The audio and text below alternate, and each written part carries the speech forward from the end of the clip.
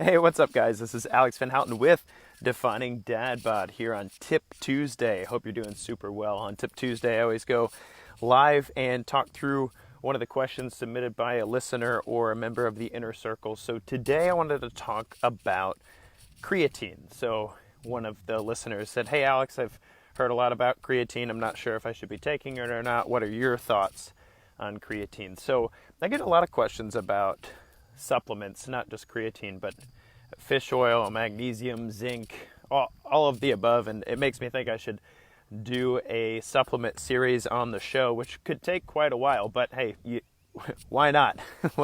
We got nothing better to do. I'm just kidding. There's plenty of things to do. But supplements are a common question. And so, first of all, I want to say that when talking through my thoughts on creatine, I reference a lot of research when talking about any supplement because it really doesn't matter what I think about the supplement, because any evidence I would explain from my personal point of view or even that of my clients that I've worked with over the past 13 years, it would all be pretty anecdotal if there wasn't some sort of research out there. So for instance, I have people talk about the effects of essential oils and how they help them relax or increase performance and stuff. But if you look at the research, it's starting to grow, but there's a very small body of research regarding essential oils. One fun fact, by the way, if you guys care, one well-studied effect of an essential oil is peppermint oil. Putting 2 drops of peppermint oil on your tongue before a weightlifting session can increase your 1 rep max by up to 12%. So that's cool, right? It also decreases rate of perceived exertion during high-intensity interval sessions. So if that's interesting to you, a couple drops of peppermint oil before you work out could work wonders. Could be the ergogenic aid you've been missing, right? So creatine, a fascinating question, right? So one, a common misconception with creatine is that somehow it's a performance-enhancing supplement, like a steroid, for instance, or you might as well be adding exogenous testosterone or whatever. Creatine's gotten a bad rap in the past, I want to say, 15 years or so, because I don't know why, but the public perception of creatine is that somehow it's cheating, like you're adding a hormone to your body that's going to be harmful. I had one guy in a consultation even say, "Doesn't that make your testicles stop working?" And I'm like, "What? Where'd you hear that? What are you talking about? There's no research to support that. There's no evidence that taking creatine is going to limit your body's ability to produce testosterone naturally." So let's just nip that in the bud right now. Creatine monohydrate as a supplement is a naturally occurring thing. You get it in red meat. Your body synthesizes it itself. I'll talk about how it works in a second, but it's not a performance enhancing supplement. It's not injecting yourself with steroids or using hormones or whatever that is. And I hate that I even have to say that, but just in case you're one of those people who didn't know, it's not a performance enhancing supplement. That's not in the sense that it's a steroid or something like that. Anyway, so creatine is a extremely important part of what we call the adenosine triphosphate or creatine phosphagen pathway in our muscle cells. And I don't know how much chemistry or biochemistry you really care to know, but the short of it is, think of every energy molecule in your body is ATP, adenosine triphosphate. It's like a tricycle. It's like a bike with 3 wheels. And the energy stored in the energy molecule is stored in the connection to one of those wheels, actually all 3 of them.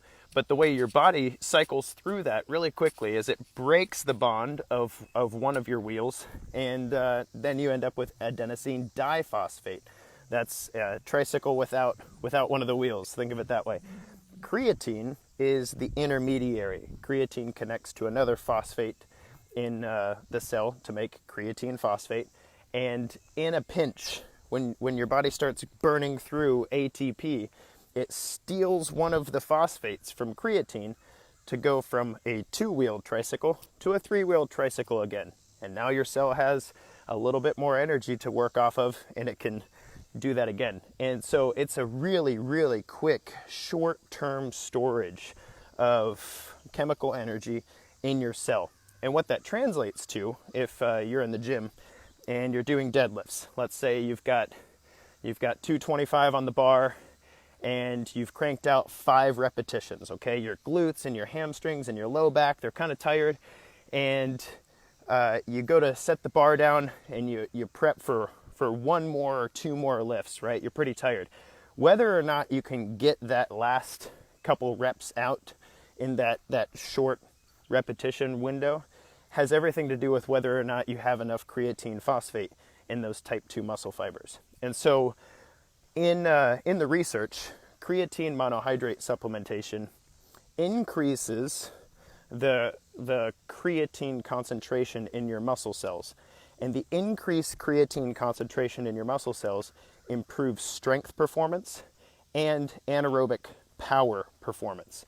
And so what that means for you is the ability to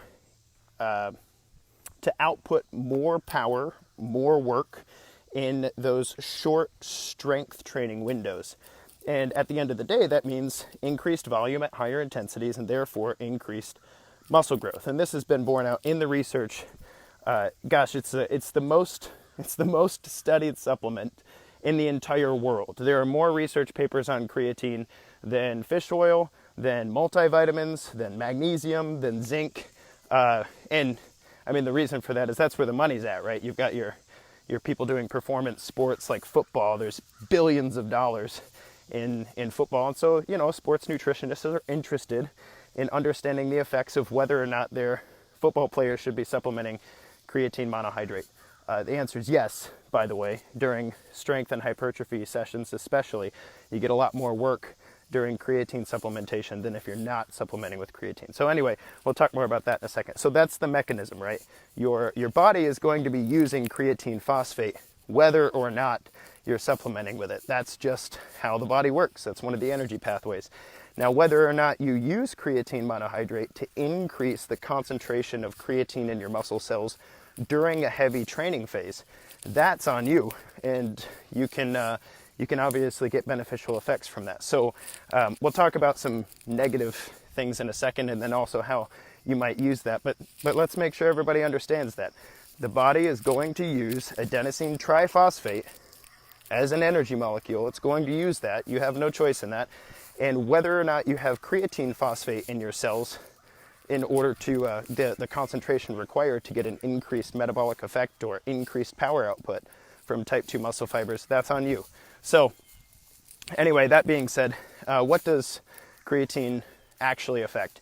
Creatine will affect your 1 rep max. Creatine will affect your strength output and volume output in the 5 to 8 repetition range and less, right? So 1 rep max, 2 rep max, 3 rep max, 4 rep max, all the way up to maybe your 8 rep max. The effects of creatine start to dissipate as you get into longer sets, right?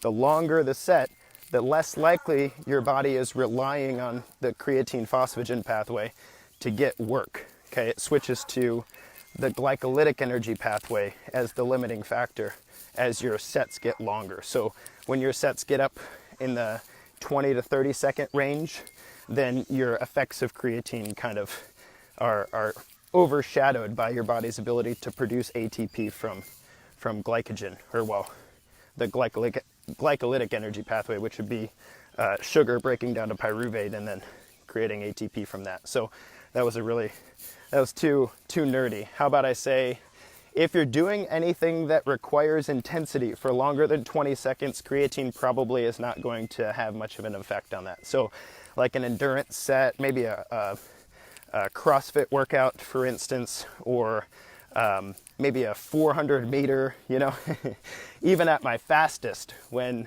I was, like a $140 in high school, even at my fastest, I ran a 453 seconds. My creatine was done. My creatine was done making a difference in my 400 meter dash by the 200 meter mark, right? So that's true across the board, whether it's jumping, heavy lifting, sprinting, all of the above. Creatine affects the anaerobic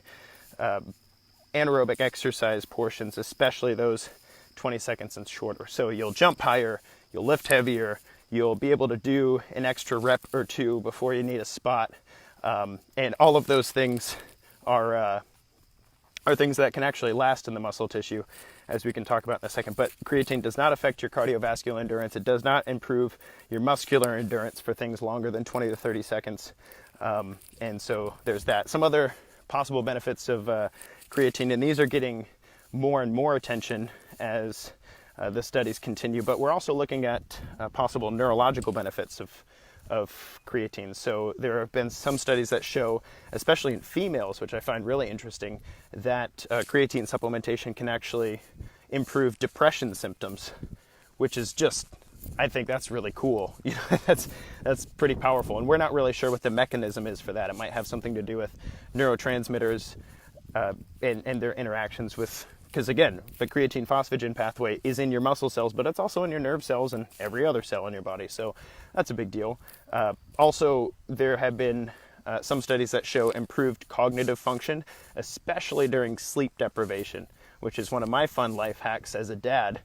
You're going to have a really rough day because the kids kept you up for whatever reason. I don't know, there was a storm or somebody's sick, or I don't know, I have a 6-month-old. He just wakes up randomly. That's his thing. So creatine supplementation can help your cognitive performance while sleep deprived, which is pretty cool stuff. So, and then as far as the negative stuff, there are a lot of people who are worried about kidney function. If you have kidneys that aren't working very well, don't supplement creatine.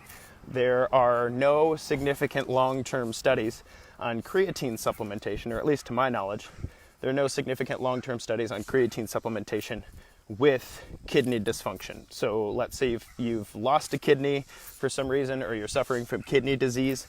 That's important because the kidneys are an important part of regulating the amount of creatine in your bloodstream versus your cells. So that's the only caveat in the literature. Actually, they did a very long-term study, 2 years, in, I want to say it was Eastern Europe, it might be Germany or Britain, one of the two, where they had a group of 8,000 people take 5 grams of creatine a day for 2 years. 5 grams of creatine a day for 2 years.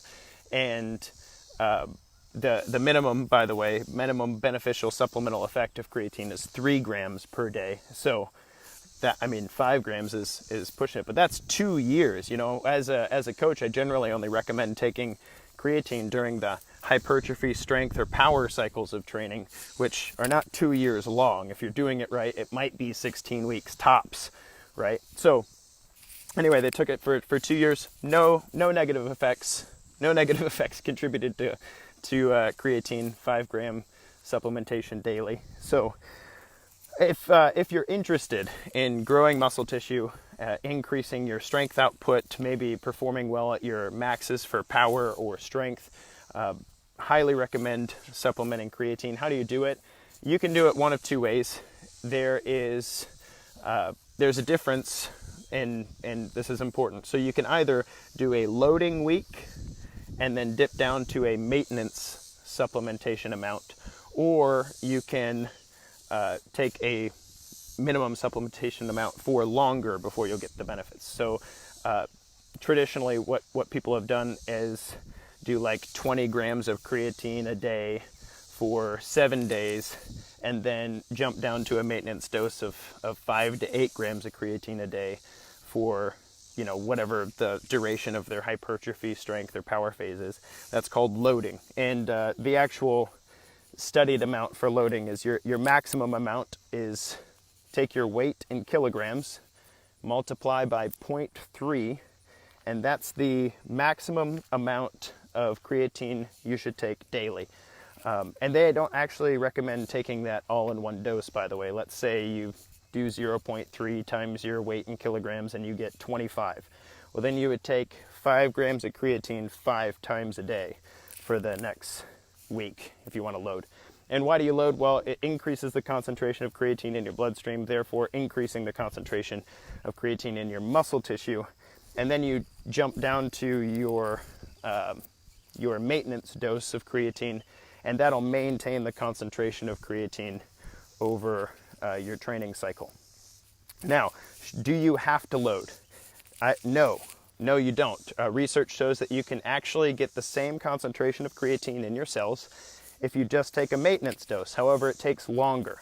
It takes longer to get your muscle cells to retain that creatine. So in one study, they did a loading phase for 7 days and then continued at a maintenance dose. And then the other group, they took 3 grams of creatine a day. So they actually took less, obviously, than the loading phase, way less than the loading phase. And it took them 28 days to get to the same concentration of creatine in their muscle cells as the group who did the loading. So you don't have to load. It just doesn't take nearly as long to get the same amount of creatine in your muscle cells. So let's say I'm working with a client and there's a reason not to load, which might be digestive issues. That's a common side effect of taking creatine if you're not used to it or whatever, or maybe you already have digestive issues, and so we're working around that. I don't want you as a client getting constipated or have diarrhea because I asked you to start taking creatine for your hypertrophy phase. So we would take a low dose of creatine. We would build that up over a month. By build it up, I mean build up in your muscle cells for a month. And then we would enjoy cashing in on the increased strength and volume output of the hypertrophy or strength phase there. And that'd be pretty powerful. So John says, looking good. Hey, thanks, man. I got a haircut. Really helps. So anyway, if digestive issues might not be an issue, or I've worked with female clients who, psychologically speaking, creatine makes you gain water weight. That's true. You will increase it's temporary because increased concentration of any salt in your bloodstream and cells will increase intra and extracellular water. So creatine phosphate is not exempt from that equation. So I've worked especially with female clients who, if they got on the scale tomorrow and they've gained 5 pounds, which is very possible with creatine supplementation, again, it's temporary, it's not bad, you just increased your water weight for increased strength output, then I wouldn't recommend loading in that case. If psychologically speaking, it's going to freak you out to gain, 4 to 6 pounds of water weight in the next week, don't load creatine. You do much better if you just, again, that's temporary, it's water weight. As soon as you stop supplementing with creatine, it'll take a little time, but the water will go away. It's not a big deal. But anyway, that's another reason that I wouldn't load creatine. But from a health perspective, there's no reason not to, unless you have kidney dysfunction, which limits the whole creatine supplementation altogether. So the last question really then would come from somebody saying, well, if creatine performance effects are short-term, then why do it at all? It's like you take creatine, you look good in the mirror, you can lift heavier weight, awesome. But as soon as you stop supplementing creatine, the muscle goes away, right? The performance goes away. And to that I would say 2 things. First, when you take creatine, yes, the water in your muscle cells will increase. And so you kind of get this swollen looking effect. A lot of my guy clients really like taking gym selfies when they're cycling creatine because they're like, man, looks so muscular right now. The lighting's good and the creatine's hopping, right? So that's nice. It makes you feel and look bigger.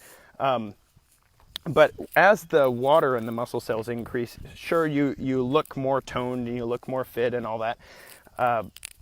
But the performance of your workouts builds the muscle tissue itself. And so when you stop taking creatine, the water in your muscle cells will go down. You'll look a little less full, you'll look a little less fit and buff or whatever it is. But your muscle tissue won't go away with it. So the strength gains that you had, or the possible hyperplasia, which means muscle cell growth, those won't go away. So the effects of creatine supplementation, visually speaking, are short term. But the effects of creatine supplementation in the sense of increasing lean body mass or increasing strength output or neurological function, that doesn't go away. Once you've tasted a 400-pound deadlift, the 400-pound deadlift is not as hard later, right? And you might not even need creatine supplementation next time you go to do a 400-pound deadlift, right? And the same could be said about the density of the muscle fibers in your core or glutes or hammies or whatever that is, right? So all that to say, the effects of creatine supplementation performance-wise might be short-term, but the adaptations are long-term. And then the second thing that I would say is that it seems, genetically speaking, that once you methylate the DNA, the genetic code for stronger muscles or more efficient muscles or increased creatine, once you methylate that DNA, that gene stays turned on for a while. In a recent study I covered on the show, they showed that 7 weeks of hypertrophy training with 7 weeks off still found people with methylated DNA